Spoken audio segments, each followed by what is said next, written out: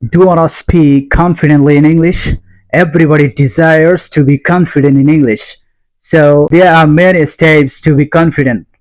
Among the steps today, I'm going to share one step which is more powerful and effective that I do every single day.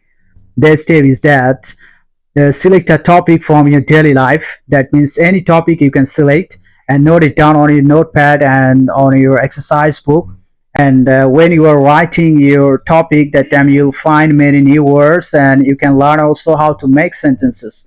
Okay, then open your camera and sit down in front of your camera and record your describing. Okay, whenever you are trying to record your describing, that time you will find many mistakes, but don't think about mistakes. These mistakes will make you successful. And try to find out your mistakes and correct it and record it again.